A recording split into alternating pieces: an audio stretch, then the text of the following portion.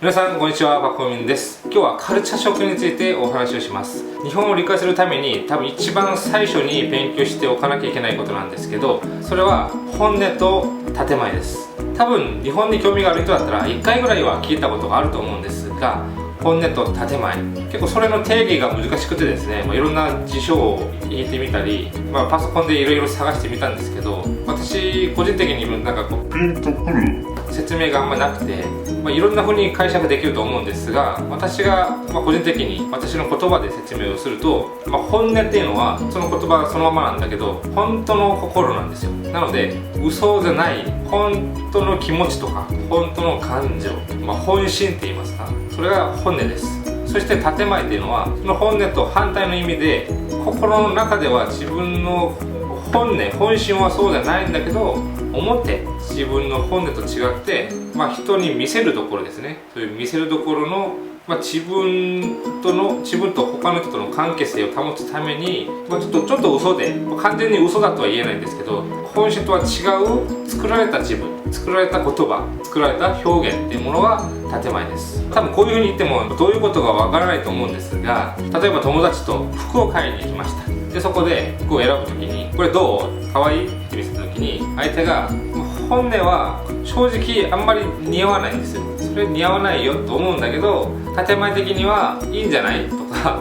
いいと思うとか、なんて言うんだろう、なんか個性的だねとか、そういうふうに本当はあんまり似合わないよと思うんだけど、そういうふうに言うと相手が傷つくので、わざと曖昧な表現で伝えたりします。한국사람을 비롯해서 외국인들이 일본에 가서 살게 되면은 일본인들하고 이제 친구가 되고 일본인들하고 생활을 하게 되면서 가장 처음에 곤란해하는 게 이 혼내랑 다테마에입니다. 처음에 일본을 접하면은 정말 사람들이 친절하고 정말 나쁜 얘기 하나도 안 하고 좋은 얘기만 해주고, 그러니까 굉장히 기분이 좋아요. 생활하기 편하고 뭔가 사람들 다 나를 걱정해주는 것만 같고 뭔가 굉장히 편하게 느끼고 하는데, 일본인 친구가 많이 생기고 일본인들하고 많이 접하다 보면은 뭔가 좀 불편한 걸 느끼게 되는 거예요. 그게 왜 그런가 하면은 진심을 얘기해주지 않고 뭔가 거리감을 느끼고, 이 사람이 정말 무슨 생각을 하는지 잘 모르겠다 이렇게 느끼게 되는 거죠. 아마 대부분의 외국인들이 일본에 가서 생활을 하면은 거의 대부분의 사람들이 그런 점을 느낍니다. 일본어에도 굉장히 그런 표현이 많이 있는데요. 예를 들어서今週 우치데 타코파이 하루 가라 아소비니 오이데요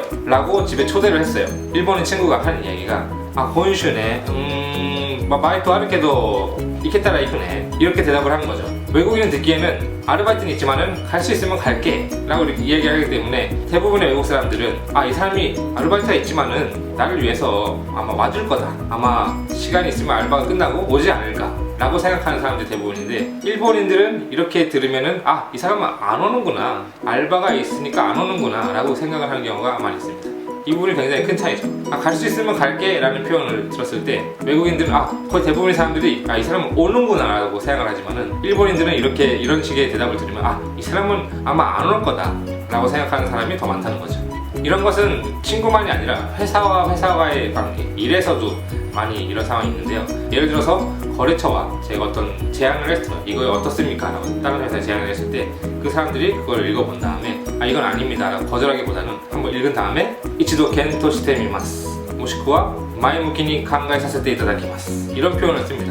긍정적으로 검토를 해보겠습니다, 한번 생각해 보겠습니다. 이렇게 하면은 굉장히 기대를 많이 하게 되잖아요. 기대를 많이 하는데 실제로 이거는 거의 대부분이 거절을 하는 표현이죠. 하지만 대놓고 거절을 하면 굉장히 상대방한테 신뢰가 되기 때문에 긍정적으로 검토는 해보겠습니다, 하지만 아마 안 될 겁니다 라는 뜻이 포함되어 있는 경우가 굉장히 많이 있습니다. 일본 사람들은 싫어도 그 자리에서 싫다고 표현을 안 하는 사람이 굉장히 많기 때문에 쉽게 NO라고 얘기를 안 하고, 그렇기 때문에 더욱더 기대를 하게 되고 아마 잘 되지 않을까라고 생각을 했는데, 실제로는 상대방은 처음부터 거절할 생각이었고, 나중에 기대를 하고 있다가 거절을 받음으로써 오히려 더 배신감이 들고, 이 사람은 왜 이러지? 잔뜩 기대를 했는데 거절 당하게 되면 오히려 더 실망이 커지잖아요. 그런 것처럼 그 자리에서는 꼭 될 것 같이 얘기를 하다가 나중에 가서 거절을 받거나 취소를 받거나 부정적인 대답을 들었을 때,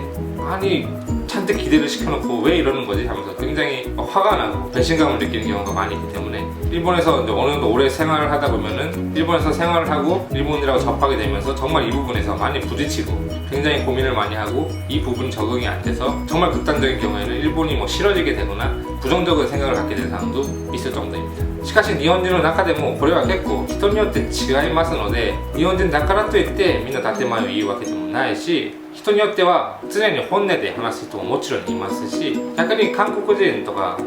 日本人じゃない人の中でも、本音を言わない人もいるじゃないですか。なので全ての日本人がそういうわけではないんだけど、全体的に見た時にそういう人が多い傾向はあります。なのでその本音と建前、これは本音なのか、これは建前なのか、それを理解するためには結構たくさんの日本人と付き合ってみないと。ここで言う付き合うのは男女が付き合うわけじゃなくて、いろんな人と話してみるとか、たくさん友達を作ってみて実際に接してみないとその区別がつかないんですね。最初は本当にたくさんの人と触れ合って友達もたくさん作って、実際に遊んでみて日本人と触れ合う経験を積むことで少しずつ分かってくるんですよ。これは多分本音だ、これは多分建前だというものが少しずつ分かってきます。日本の四字熟語の中で面従腹背っていう言葉があります。これは上辺だけ上のものに従うふりをしているが、内心では心の中では従わないということです。表では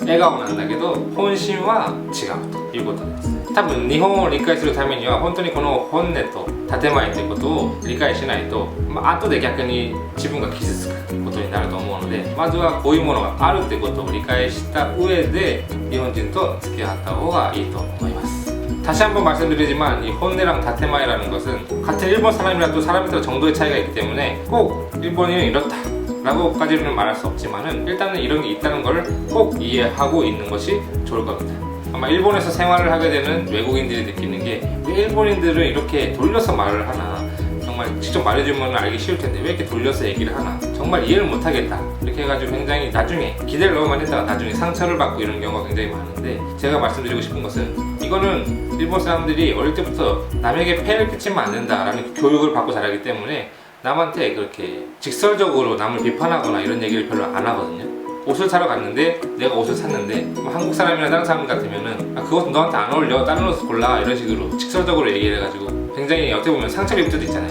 내가 난 좋다고 골랐는데 너 오늘 입은 옷 너무 안 어울려 이렇게 얘기를 드리면 굉장히 상처를 입을 수 있잖아요. 하지만 일본인들은 그렇게 별로 얘기를 안 하기 때문에 굉장히 남한테 상처를 주지 않고 배려를 하려고 하기 때문에 돌려서 말을 하게 되고, 근데 오히려 그게 너무 돌려서 얘기를 하기 때문에 나중에 상처를 입는 그런 경우가 발생하는 거죠. 일본인들이 나쁘다, 속마음을 이해를 못하겠다 이렇게 부정적으로 생각하기보다는 일본인들은 남에게 피해를 주지 않기 위해서, 남한테 상처를 주지 않기 위해서 돌려서 말하는 게 어릴 적부터 교육을 받고 그런 습관을 들이고, 환경이 다테마이랑 혼내라는 문화를 만들었기 때문에 그것에 대해서 너무 부정적으로 생각하지 말고 이런 문화가 있다라는 것을 이해하시고 그들하고 접하면서도 너무 기대를 하지 말고 어느 정도 처음에는 한 발자국 떨어져서 관찰을 하는 거죠. 그 다음에 어느 정도 친해지면 일본인들도 혼내를 얘기를 해주니까 조금씩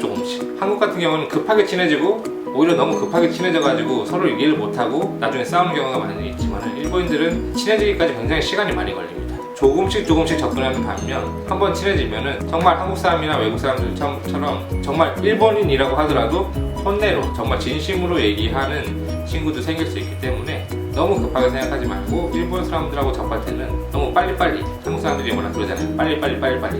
그렇게 생각하지 말고 천천히 시간을 갖고 일본 사람을 대할 때는 조금씩 시간을 갖고 조금씩 접근해 간다 라고 생각을 하신다면은 이 혼내랑 타테마이 문화가 그렇게 큰 장애로만 다가오지 않을 거라고 저는 생각합니다. 今日はカルチャーショック、本音と建前についてのお話でした。多分今日の話だけでは理解できないところもあると思うんですが、たくさん日本人と触れ合うことで、少しずつ分かってくるものです。まずはこういうものがあるってことを理解した上で日本人と接していくことが大切だと私は思います。それでは今日はここまでです。また次回お会いしましょう。さようなら。バイバイ。